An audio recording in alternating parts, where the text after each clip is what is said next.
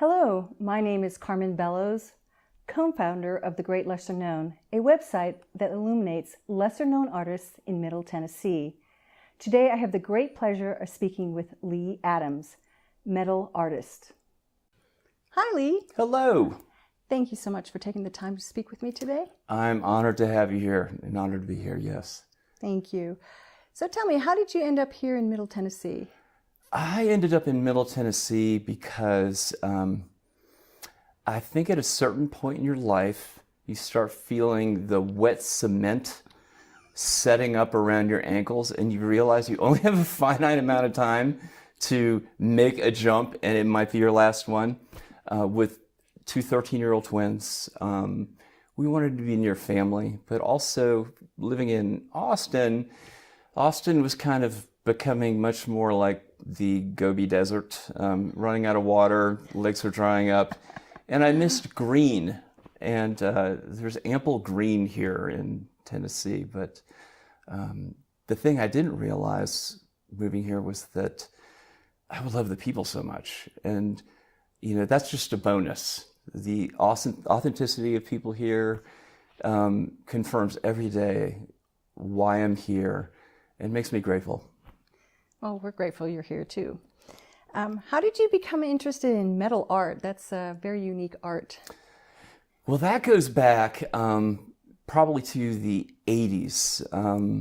The trajectory, you know, I was in the military for a number of years. Oh. And I was in the National Guard long enough to actually have a pension from it that one day, if I live long enough, I'll collect.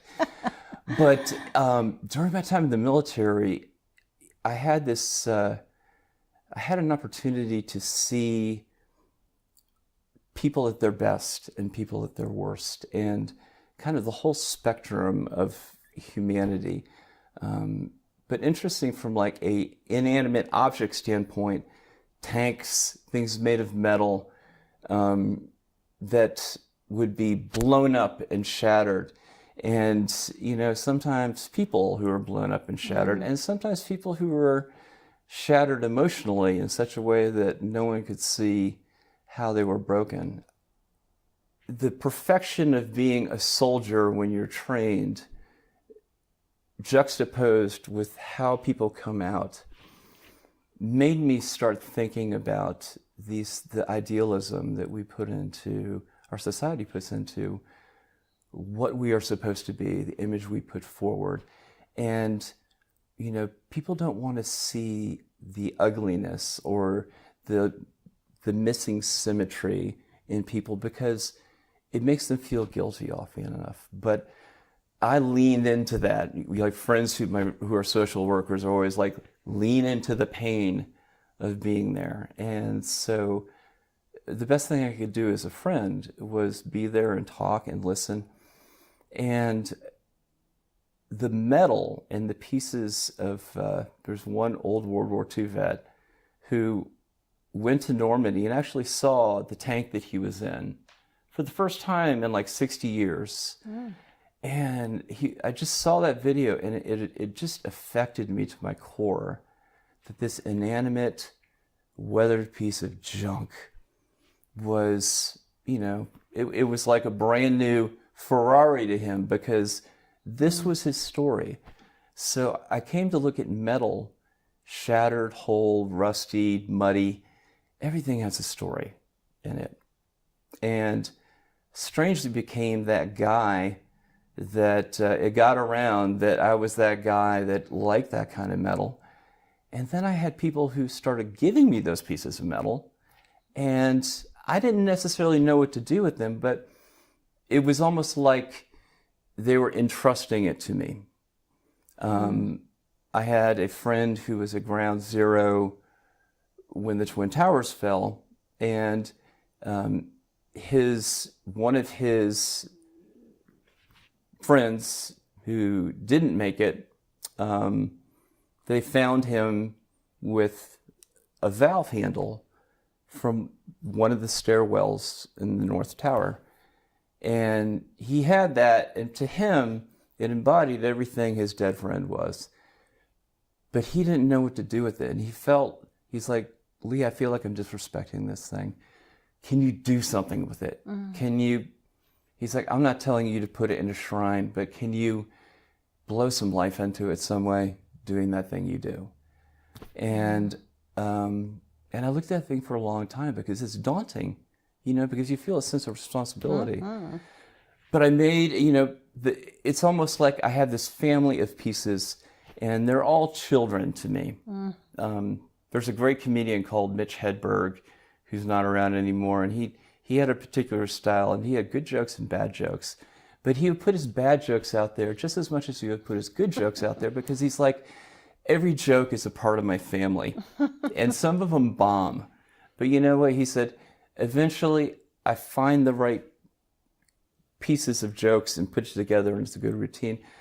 That's how my sculpture works. And that piece right now is at the very top of a bench sculpture I made at for the Brentwood Library here in town.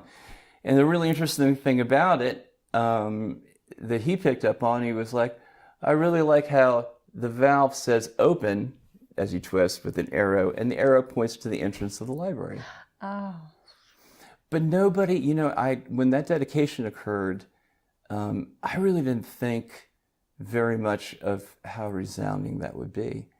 But at the end, everybody wanted, the question was, that's cool, where's that valve handle? I want to see it. So everybody went out there and they looked at the valve handle. And that really, again, resonated with me, because I used to think of metal and art as something that was permanent when I was young. Because when I was young, I thought myself as bulletproof and permanent.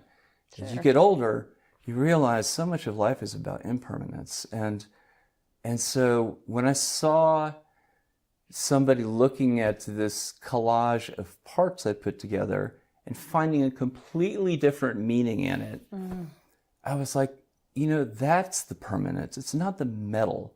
It's not that this is made of cast iron or that's made of high carbon steel. It's the storytelling. And so the highest and best use of my life going forward is to be a storyteller of metal. It's the depth, the roots, and the regard for history, while at the same time leaning forward into the future, that it enamors me. There's a hotel downtown I read about that is trying to differentiate itself from the others by putting a 1950s tour bus on the very top of the roof. I don't know if you've heard about this. And I love that. I love that is the marquee item, and it's old. It's got some dents in it, but don't we all? Exactly. It has a story. It has a story. So the metal art for me became that, but I think what I didn't expect from my metal art came from the observation. When I made the sculpture for the library, they wanted something that was a bench with books behind it. So what I decided to do is, and I didn't realize this would happen, but I took railway spikes and I made those the spines of books. I took worm gears from transmissions and I made those parts of dictionaries. And I will say my proudest moment as an artist, and I could show you the video of all the guys from the Public Works Department came here, and I mean every one of them, with a 15-ton payloader to move my sculpture from here to the library. Wow. And they've done stuff like this before, so they were prepared to meet someone like me who is wearing square glasses and a turtleneck and a scarf in July. But you know what? When you see me down here, there's not a lot of white. There's more soot on my face. I'm kind of more like Dick Van Dyke, like cleaning chimneys. So when they saw me, they're like, where's the artist? Mikey, guess what? Surprise for you. That's me. That's fantastic. And they're like, you're the artist. You live in Brentwood. And I was like, yeah. And they're like, okay. But what was blissful was that when they loaded that thing on the payloader, they probably should have put it on a truck, because a truck would expedite delivery from here to the Brentwood Library in Concord. But they had so much fun doing it, because I said, listen, I am not going to, this is your baby now. I'm giving this to you. I'm here if you need me. They weren't used to that. They were used to somebody who was like, whoa, whoa, whoa. Right. I was never that person. So when they realized I trusted them, they trusted me. And when they loaded it up, there was this moment where they look at each other, one smoking a cigarette, and he's like, probably supposed to put it on a truck. Because the truck, there won't be any traffic. And they all look at each other, and they're like, I don't know if I can use bad words here, but F it. Wow. We're gonna make some traffic. We're just gonna deliver this thing with the payloader. Oh my gosh. And it was just so, they took such pride in it, because it was so important for them to be a part of that experience, because I think the nature of art so often is it alienates some people. That's a very good point. Yeah, and it's I'm doing a pitch for the Periscope in a few days, and one of the things that one of them said to me, and probably one of the highest compliments, he's like, Lee, your art is not too bad. He said, art's usually really ugly in my mind. He's like, I think of art the way I think of cheese. The one that's the most expensive usually smells like dirty socks. I was like, okay, dirty socks, great. And but that makes so it made sense. Yeah. He was like, this is the first art that I like, and he said, I'll tell you why, because that piece is from a 1978 Oldsmobile Cutlass Supreme. So he recognized the texture, and whereas somebody, and it's really, I guess maybe that's the thing I try to do with my art. If it's the forest and the trees, as people approach the forest, they see the larger design of what I'm making. But as they get closer and they see the individual trees, they're like, oh, that's a transmission, that's a carburetor. My God, that's a flywheel from a Volkswagen minibus. That I have in my backyard that I can't get to work, but that's the thing. And he used that to make that. And so it's the storytelling that is the remembrance. And I'm a father now, and I realize that all this metal that I work with, it may be around for a little bit longer than wood, but the thing that really transcends is the story.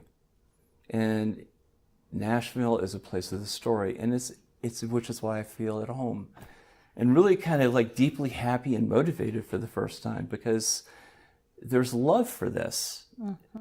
So all these disparate pieces, I put them together in my art as a collage to kind of honor the connectivity of the whole pieces and the broken pieces. And what I hope people see is, I hope that they see a family within those things, because when you walk further away, it looks like something futuristic. I go for things that are leaning forward into what maybe Nashville would become. Mm-hmm. But as they get closer, they see pieces of themselves or their dad or something. And a lot of people love the fact that sometimes they don't know what things are. And I'm going to step out of my chair just a moment to show you, with the eclipse in mind, I don't always know what things are. And this is like a classic piece. It's a little bit rusty, but I thought it had something to do with do you know what this is? It looks like a sundial kind of thing. And you're right. Okay, see, you're on the mark. I thought, because this was sitting on top of a old rusty dairy tank, that it has something to do with how much milk was in the tank. But well, yeah, you could see that, yeah. But that's what art does, and so I don't want to be specifically remembered. I want my art to transcend me, and it's the gift of the story, in a way. And so I'm here because this is kind of like the Stonehenge of where stories resonate, I think. because I love, there are country musicians and there are people who are so deeply thoughtful about what's happening around them, whether it's the current administration, whether it was 9/11. And I remember the very first thought I had with 9/11, I looked at Heidi and I said, this is going to be a watershed moment for beautiful songs, beautiful poetry, and deep introspection. And so that's a very long-winded answer, but yes, that's... Well, I think your answer encompassed everything about why you're here, what you bring to Tennessee, and we're grateful that you're here. Oh, glad to be here. And we're grateful that you can tell the stories, and thank you for sharing your story. You're very welcome, and I'm so grateful to be here and live here.